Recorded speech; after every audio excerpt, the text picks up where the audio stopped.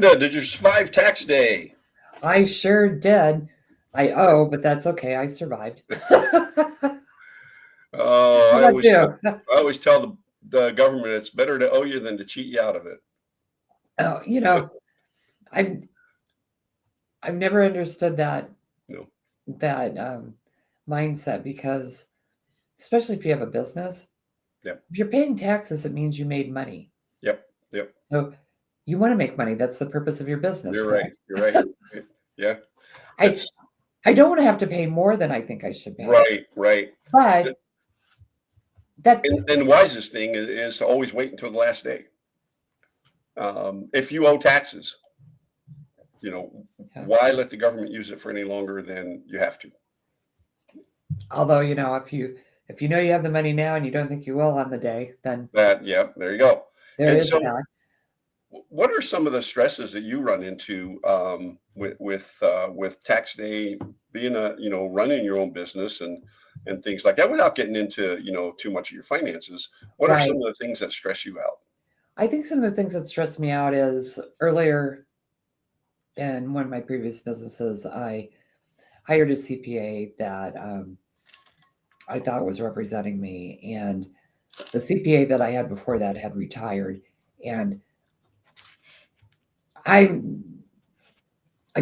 accounting is not my forte, Right. and so when I worked with her, I gave her everything. I gave her all of my receipts, and I said, "You tell me what I can and cannot deduct. I Right. have no idea, Right. so I'm going to give you everything, and then you do what you think is right with it."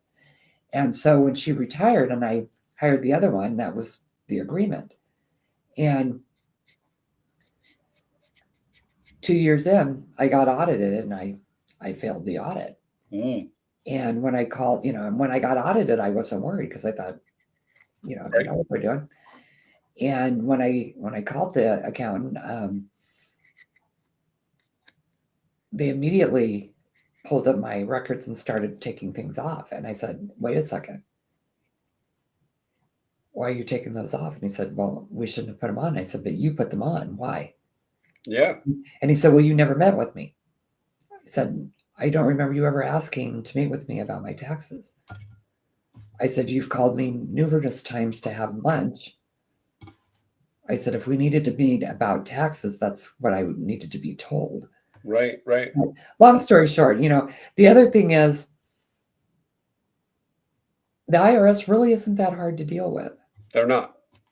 I failed the audit. So when we failed, I called the IRS and I said, "I failed the audit. I owe money back. I need to set up a payment plan." Yep. No problem. 20-minute phone call. Yep. Yep. And so again, part of that is that mindset of, Hmm. it's not the IRS's fault I didn't pay my taxes Right. correctly. And I had to take responsibility because I did not work with my accountant well Hmm. enough. Right. Now, Right. I trusted him, signed it, but I signed it. So Yep. that leaves me with responsibility. Absolutely. Absolutely. Yep. And when they went to, when we got called in to go into court for the audit, they wouldn't let me come. And I didn't know enough at the time. I should have been there. I did not hear what they said about how the taxes were done. Yep. Yep. And I thought that they held some responsibility. So they wanted me to pay them what I owed them for the return. And I said, "I'm not paying you." Yeah. And they said, "Well, then we won't release your records." I said, "That's fine. I'll call. I'll call the court." Yeah. I said, "You didn't represent me in court. You wouldn't. I mean, I don't know what you said in court. You wouldn't let me go. You told me I Right. wasn't allowed to go, which I found out later was not true. Yeah. Yeah. And I don't think you represented me, Hmm. and you didn't inform me of anything going on. And you were the ones that did my tax return. So I'm not paying you." Yeah. Yeah. And so I was able, I can't remember what leverage, I think an attorney friend of ours sent them Yeah. a letter and said, "You need to release those records or we're going to make a public Yeah. brouhaha." Yeah. And So I get a little nervous around tax time. Now I have found an amazing accountant, and she tells me what I can and cannot do. Hmm. Hmm. And this year, because of how I did things, I owe, which is fine. Hmm. You know, that's part of living in America. Yeah, yeah, it is. It is part of our, it's an annual thing we got to do every year. I usually do my own, and I've helped some of my family members. I usually walk them through whatever program they want to use, TurboTax or H&R Block or whatever. My preference is TurboTax, but I've used them for years. They got a little cumbersome in the last 2 years, though. Yeah, things have changed, and Yeah, that's one of the reasons I want someone to do my. yeah, I'm not an accountant. It's not. I right, don't have the bandwidth to keep up with all the right, changes. right. But then, and you started off by saying, that the IRS is very easy to deal with. Yeah, I've never If had a problem with them. if you deal with them, you cannot ignore them, right? It's when Yeah. you ignore them that's an issue. I know, and this goes back to the 80s. I had an issue. I was in business with family. Don't ever do that. Um, and I had a management contract. Um, I was going through some personal issues and a divorce and things like that. And so I had a management contract with my brother-in-law, who's now passed away. But in essence, he was responsible for everything. Well, there was a law on the books for about a year or year and a half that said if a manager had the ability to write out a check, then he could be held responsible for paying the taxes. Is weird. Mhm. Anyway, long story short, the IRS levied a $10,000 100% penalty against me. Ouch. Yeah, this is like 1987, somewhere thereabouts. No taxes. Did not hold me responsible for the taxes. Held me responsible because I didn't pay the taxes. It's strange. And of course, I didn't have it. Lost everything in that business. And so I'm arguing with them, fighting. They had sent me a notice of a hearing, and I said, okay, when is the hearing? Well, we'll send you a notice. Where is the hearing? Well, it's in Cheyenne. I was living in Rapid City at the time, so it's not a 10-minute drive. Mm. Well, then I don't know, a month, 2, 3, I don't know how long it was. I got a letter from the IRS that said notice of hearing results. What? And so, nope, we had the hearing. I said, well, I want to appeal. You can't. It's not an appealable decision. And so round and round and round. And I mean, that thing followed me for years. I don't know. They audited me almost every year. Um, uh, I made it to where I hardly owed any money or got any refund because I wasn't going to get it. And and I got obstinate. I definitely did not practice what we're preaching now at that point in time. I did all sorts of things, and they kept adding interest on that Yep. $10,000. And so, long story short, I met a gentleman who was the husband of one of my wife's friends, a Ukrainian lady, and he was an IRS collection agent. And I didn't tell him, what my issues were or anything like that. And the girls were out talking and stuff like that. And he says, yeah, he says, I don't know what to do. He says, uh, the pay is good. I basically go to an office, I do what I have to do. But he said, Sam, probably 20 times a day, 30 times a day, my life gets threatened. I get called all sorts of names. They threaten to come after my family. Um, and, and he went on and on. He says, here's the thing. They have a script Mhm. and they know everything about you. And so, and how you answer the questions determines where they go on the script. Right.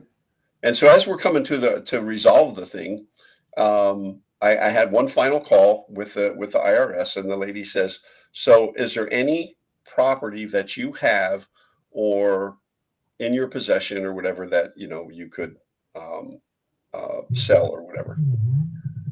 And I said, "No." I said, "What I've listed." She said, so she asked me about a camper that was, I think at that time, 30 years old that I don't, it got sold. I don't even know if it got sold. It might have still been sitting there, but the guy who owned the park there, he um, kept it, right? He asked me if I wanted what I wanted him to do. I says, well, you can have it, right? So, and I just started laughing, and she says, what's so funny? And so I told her the story, and so um, she said, okay, they came to a resolution, and that was it, right? But I learned a hard lesson. How many years, and I mean it was years, Mhm. that I went through hardship put on myself because I wouldn't talk calmly to them. And that's the thing. Again, it's scary because it's the Mhm. federal government. I get that. Yep. And but they're people. Yeah. And they're usually people just doing a job trying to, and they want to help. But if you start the phone conversation off screaming at them after they say hello or answer the line, Mhm. think about it. How would you respond? Right. Right. You're And not gonna want to work with that person. You're not gonna want to make things easier for them. yep. Um, And they have more recourse than you do. and that's the thing. And again, it's not personal. They don't know you. No. You don't know them. No.